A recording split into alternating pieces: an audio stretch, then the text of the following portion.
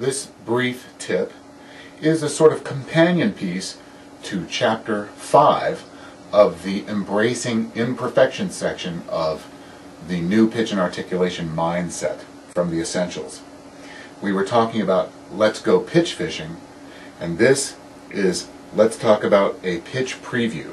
A pitch preview is a modification that you can make to a theremin that enables you to hear or preview a pitch before your audience hears it.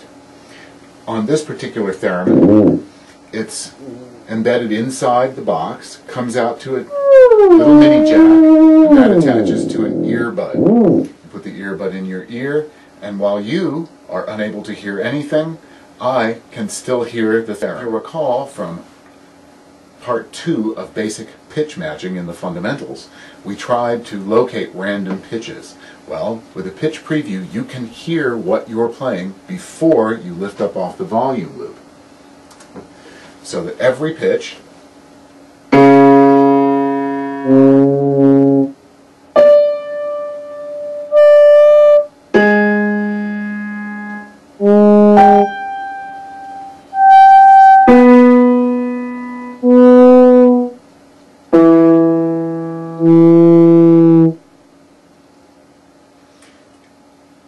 is something you can hear before you play it.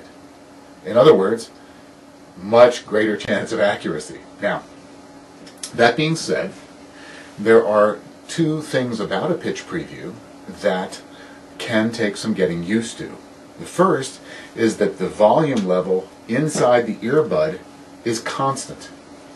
Now, there are some cables that you can get that are attached to earbuds that have an external volume control on the wire itself, and if you can find one, great. That will enable you to adjust the volume level comfortably for you. The second thing that can take some getting used to is the fact that what you hear inside the earbud is the theremin minus articulation, volume dynamics, and in some senses a little bit of the intonation, that is whether you're on pitch when you're playing songs, because all you really hear is the slide. The theremin simply sounds like it's sliding around.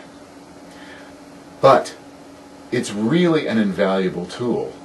It helps you develop the muscle memory, and you can use it in the same instances in which you would use normal pitch fishing. That is, number one, when you are going to need to find your starting note. You can find it in complete silence, and when you lift up, that note will be there.